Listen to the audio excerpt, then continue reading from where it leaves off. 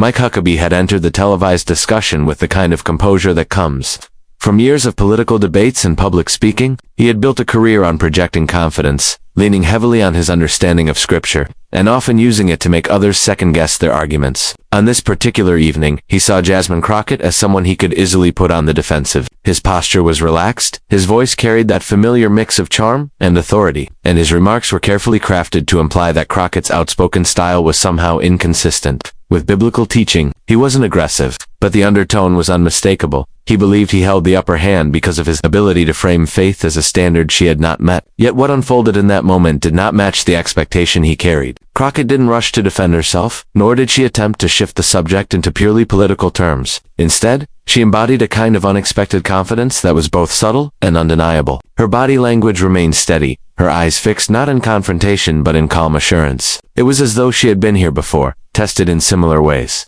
and had already decided that she would not give anyone the power to make her shrink. While Huckabee seemed to wait for her to falter or scramble for words, she took a measured pause, creating a silence that made the audience lean in closer. In debates like this, silence can often be misread as hesitation, but Crockett used it as a deliberate choice. When she finally spoke, it wasn't with the tone of someone defending themselves, it was with the voice of someone grounded. She reminded Huckabee, without ever saying it directly, that Scripture is not the property of any single individual, nor is it a tool meant to diminish others. By drawing from her own spiritual foundation, she demonstrated that faith is personal and powerful when it flows from lived conviction. Huckabee, who had tried to frame the exchange in a way that made him the authority, suddenly found himself watching a display of composure he had not anticipated. The unexpected confidence she displayed shifted the energy in the room. Audience members who had been passive observers began to notice the change. They could see the contrast between Huckabee's attempt to corner her with a verse and her calm, steady refusal to be cornered at all. She wasn't matching his tone. She wasn't trying to outspeak or outquote him. Instead, she leaned into her own understanding, proving that confidence doesn't have to be loud to be effective. In fact, her quiet certainty carried more weight than his polished delivery. For Huckabee, the silence that followed her response was telling. He was a man who prided himself on quick comebacks and the ability to pivot in difficult conversations. But in that moment, as Crockett spoke from her heart, his usual arsenal seemed misplaced. It wasn't that he didn't have words, it was that his words no longer fit the room. Her unexpected confidence had reframed the entire conversation, making it less about who could quote Scripture more cleverly and more about who lived by it authentically. What stood out most was that she didn't meet him with hostility. That, perhaps, was the most shocking part for those watching. Many expected a clash, a heated exchange where voices would rise and the debate would spiral into familiar theatrics. But Crockett's strength lay in her refusal to play into that expectation. Huckabee had underestimated her ability to remain composed under pressure, and that miscalculation became evident to everyone witnessing the exchange. The power dynamic he thought he controlled was slipping, not because she fought harder, but because she stood firmer. In political debates, confidence is often measured by how aggressively one can dominate the conversation. Huckabee had thrived under that model, using his experience to maintain control. Yet Crockett revealed another version of confidence, one that doesn't rely on volume or interruption, but on presence. She showed that true confidence is not a performance, it is an alignment of belief and action. Her choice to respond with calm assurance rather than defensiveness was not only unexpected to Huckabee, but also disarming. The room grew noticeably quieter as she finished her response. And in that stillness, Huckabee found himself in a position he rarely occupied, unable to dictate the direction of the exchange. The shock was not in the words she spoke alone, but in the way she carried herself while speaking them. She did not concede ground, nor did she attempt to seize it aggressively. She simply remained unmoved, rooted in her own sense of faith and identity. Huckabee, by contrast, seemed momentarily unsettled, his usual rhythm disrupted by a presence he had underestimated. This moment highlighted something rarely acknowledged in such public confrontations. Confidence doesn't always arrive in the form of dominance. Sometimes it appears as a steady refusal to be shaken. Huckabee may have expected his verse to create doubt in her, but instead, it became the backdrop against which her own conviction shined even brighter. That reversal, subtle yet undeniable, was what left him momentarily speechless, and what made the audience recognize that they were witnessing a shift no one had anticipated. Mike Huckabee had always been comfortable reaching for Scripture as both shield and sword. In countless debates and interviews, he had leaned on verses to frame his arguments, often with the effect of putting others on the defensive. For him, quoting the Bible wasn't just about personal faith, it was a rhetorical strategy, a way to reinforce his authority in conversations where moral ground was at stake. On this night, he employed the same tactic against Jasmine Crockett, reciting a passage about humility and obedience in a tone that suggested her fiery presence and uncompromising style were somehow contrary to God's design. He had used similar moves in the past, and more often than not, his opponent scrambled to respond. But Crockett's reply turned the familiar pattern upside down. She didn't just reject the premise of his attempt to define her through scripture. She countered with a verse of her own, one that centered on justice, fairness, and the obligations of leaders to protect the vulnerable. Her choice wasn't random, nor was it simply a clever retort. It was intentional, almost as if she had anticipated that someone might try to use the Bible as a tool against her, and prepared not with argument, but with a reminder of what she believed Scripture actually called people to do. The words carried a weight that Huckabee's verse, for all its familiarity, did not.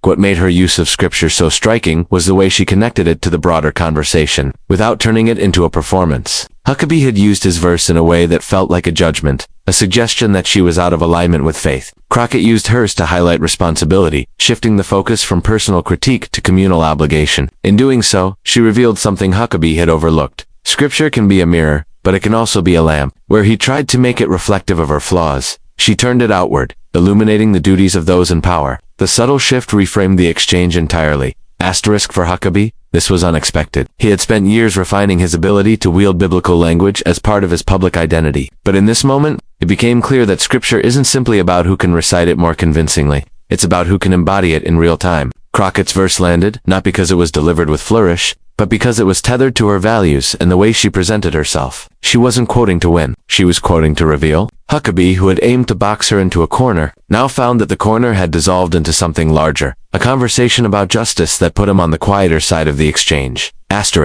The audience picked up on the contrast immediately. Many of them had likely heard Huckabee cite verses dozens of times before. It was part of his brand, something people expected from him. But hearing Crockett speak with conviction and sincerity in response gave the moment a different resonance. Instead of playing defense, she had redefined the terms. Her verse became an affirmation rather than a rebuttal, a reminder that Scripture is not a tool to diminish, but a call to act justly. For those watching, it was clear she wasn't just meeting him on his ground, she was expanding it. Huckabee's silence afterward revealed just how effective the moment had been. Normally quick with a quip or a follow-up, he seemed to hesitate. His practiced rhythm interrupted. His strategy of using Scripture to guide the flow of conversation had backfired, because Crockett had shown that Scripture could empower rather than silence. The man who so often relied on verses to underline his dominance suddenly looked as though he had been reminded of a truth he didn't fully anticipate. The Bible speaks in many voices, and not all of them align with the arguments he tries to make. The way Crockett used Scripture also demonstrated something profound about confidence and belief. She didn't need to raise her voice or insert herself more aggressively into the dialogue. She allowed the verse to stand on its own, and because it was clearly a part of her lived perspective, it resonated. Huckabee had treated Scripture as a weapon, but she revealed it as a compass. The power of that contrast made her response unforgettable. For a man like Huckabee, who prided himself on knowing which verse to call upon at the right moment, the realization must have been unsettling. The verse she chose stripped his framing of authority and replaced it with one that highlighted accountability. It was not an attack on him, but it was a quiet exposure of the limits of his approach. He had tried to draw a line between faith and her actions, but she showed that the line could be drawn in another direction entirely, one that questioned leadership rather than silenced dissent. The exchange served as a reminder that Scripture, when used with sincerity, can cut through posturing and pretense. Huckabee may have believed he had set the stage for Crockett to falter, but instead, her chosen verse shifted the stage entirely. What made the moment shocking was not volume or confrontation, but the clarity with which she demonstrated that faith is not about selective quotation, it is about alignment with principles that challenge and uplift. In that sense, her Scripture became a turning point, leaving Huckabee without the footing he thought he had secured. The room had been filled with a quiet tension even before the exchange began, but the moment Jasmine Crockett delivered her verse, the atmosphere changed noticeably. People in the audience leaned forward in their seats, some nodding, others whispering softly to those beside them. It wasn't just the words she spoke, it was the way she spoke them. There was no defensiveness, no rush to sound superior, just a calm steadiness that carried more power than the sharpest argument. For years, Mike Huckabee had commanded rooms with his ability to weave Scripture into political points, often leaving audiences impressed by his fluency and his timing. But this time, the crowd wasn't moved by his verse. It was moved by hers. Huckabee had delivered his line with the practiced rhythm of someone who knew it by heart, but his words seemed to hang in the air without landing. The audience registered them as familiar, almost rehearsed, a line they might have heard before. Crockett, on the other hand, spoke as if she was drawing from something deeper. something lived rather than memorized. That authenticity was not lost on those listening. It was almost as if Huckabee's verse was a performance while hers was a testimony, and people instinctively recognized the difference. The impact on the crowd was immediate. Some who had entered the room expecting Huckabee to dominate the exchange now saw a different picture unfolding. His attempt to question her faith through scripture had been a gamble, one that usually worked in his favor, but instead of diminishing her, it elevated her. Crockett had turned the verse into a lesson, not just for him, but for everyone watching. Her choice of scripture reminded people of the responsibility that comes with leadership, the moral obligation to care for those who cannot speak for themselves. It wasn't just a rebuttal, it was a reminder, and the audience could feel its weight. Huckabee himself seemed to notice the shift. He had leaned forward when reciting his verse, as if preparing to press the advantage. But after her reply, he leaned back slightly, his expression tightening in a way that betrayed the surprise he was trying not to show. For someone so used to having the last word, the silence that followed felt unusual. He wasn't being booed or rejected, nothing that overt. Instead, it was the absence of applause for him, and the subtle nods of agreement toward Crockett, that marked the change. The audience wasn't rallying to his side this time. They were recognizing the strength in her calmness. What made the moment powerful was that Crockett didn't treat the exchange like a duel. She wasn't out to embarrass Huckabee. She was out to stand firm in what she believed. That intention came through, and the audience responded to it. People who had perhaps expected an angry clash were instead shown what conviction looks like when it is expressed without aggression. Huckabee's silence was not forced upon him, it was drawn out of him by the realization that the crowd was no longer looking to him for the next word. As the discussion moved forward, the audience continued to measure every response Huckabee gave against the quiet strength Crockett had just displayed. His words, though polished, seemed less resonant now. The contrast between them was clear. Huckabee's authority came from years of quoting scripture to bolster arguments, while Crockett's authority came from living out the scripture she cited. For those listening, the difference was striking. The murmurs, the nods, and even the stillness of the room spoke louder than applause. It is rare in political conversations for an audience to visibly shift in real time, but that was what happened here. Huckabee had expected his verse to draw agreement, to set the tone,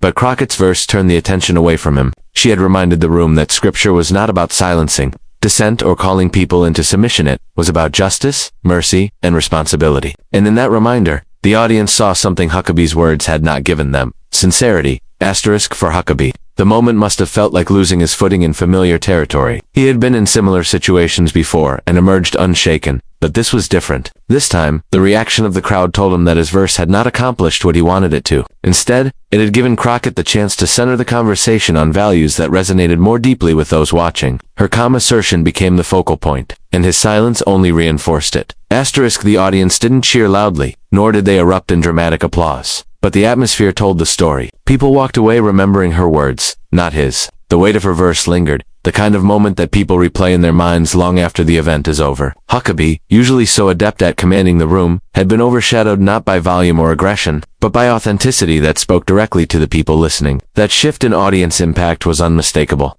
and it left him in a position he was not used to occupying, watching as someone else's words carried more power than his own. Mike Huckabee had built much of his public identity on his ability to never be caught without a response. Quick with a quip, steady with scripture, and confident in his delivery, he rarely found himself out of words. On debate stages, in interviews, and even in casual conversations, he prided himself on being the one to leave others searching for what to say next. But in this moment with Jasmine Crockett, the roles were reversed. The verse she quoted, paired with the conviction in her tone, had shifted the entire dynamic. Huckabee, usually the one steering the exchange, sat in silence as her words echoed across the room. It wasn't the kind of silence filled with hostility or tension. It was the silence of someone realizing they had been outmaneuvered without aggression, disarmed without force. Crockett hadn't raised her voice, she hadn't tried to corner him, and she hadn't even spoken at length. She simply gave her verse and connected it to the present conversation in a way that was both clear and undeniable. Huckabee opened his mouth slightly, as if to follow with another verse or a clever retort, but nothing came. He closed it again, adjusted in his seat, and offered a small laugh that felt more like a placeholder than a response. For the audience, that silence was as shocking as anything said out loud. They were used to Huckabee being the one who had the final word, the one who could turn a question or a challenge into an opportunity to showcase his command of scripture. But here, in front of them, he seemed unable to regain that footing. His silence didn't look like grace or humility, it looked like someone who had been caught off guard in the one arena he thought he controlled. That moment of wordlessness was more powerful than any counter he could have delivered. Crockett didn't press the advantage. She didn't mock him, didn't try to highlight his pause. and didn't force him into further discomfort. Instead, she simply let her words stand, and that decision made his silence louder. In debates, silence often creates an opening for the other side, but here it only reinforced her point. The audience noticed the way Huckabee shifted in his chair, his expression thoughtful but unsettled. They saw a man who had intended to guide the conversation, only to find himself halted by someone who didn't play by his rules. For Huckabee, the loss of words was significant. His reputation was built on always having something to say, and now he found himself listening instead. The irony was clear. He had tried to use scripture to quiet her, yet it was her scripture that had quieted him. His usual confidence seemed less certain. And while he recovered enough to participate in the rest of the discussion, the memory of that pause lingered. People would remember that he, the man known for his eloquence, had been left speechless. The symbolism of that moment wasn't lost on the crowd. It wasn't simply about one person quoting the Bible better than the other. It was about authenticity, cutting through performance. Huckabee had delivered his verse with polish, but Crockett delivered hers with conviction, and the difference was obvious. His silence was the acknowledgement, even if unspoken, that he had been met with something genuine and unshakable. It wasn't defeat in the dramatic sense, but it was recognition that this time, words failed him. The impact of that silence extended beyond the stage. Viewers and audience members alike understood the significance of Huckabee's pause. For years, he had been the one to use verses to close conversations, but now he was on the receiving end of that dynamic. Crockett had shifted the balance without ever raising her voice. She had left him with nothing to add. No clever response, no alternative framing. The man who prided himself on never being short of words had been stopped not by confrontation, but by conviction.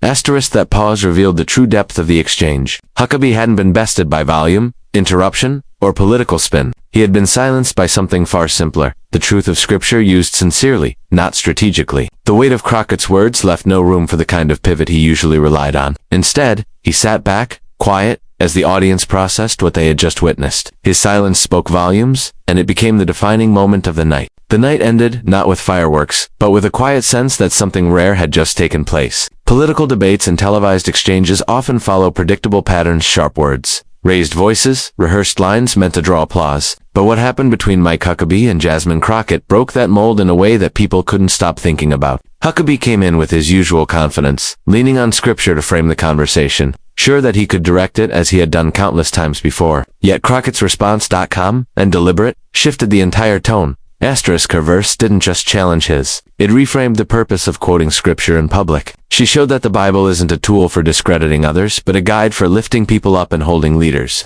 accountable. By refusing to match Huckabee's attempt at control with defensiveness, she instead let her faith speak for itself. The power of her choice was in its simplicity. It wasn't about one-upping him. It was about grounding herself in something deeper than debate tactics. Huckabee's silence became the most memorable part of the evening. For someone who prided himself on always having a response ready, the absence of words revealed more than any comeback could have. He wasn't defeated in a dramatic sense, but he was unsettled, caught off guard by the authenticity of Crockett's conviction. The moment served as a reminder that authority in matters of faith doesn't come from who can recite the most verses, but from who lives those verses with sincerity. The audience recognized this shift almost immediately. Their reaction wasn't explosive. It was subtle but undeniable. Nods, quiet murmurs, and the stillness of the room told the story. People weren't entertained, they were moved. They saw Huckabee's attempt to use scripture as a rhetorical device, and they saw Crockett turn it into a genuine expression of belief. In that contrast, her voice carried further than his.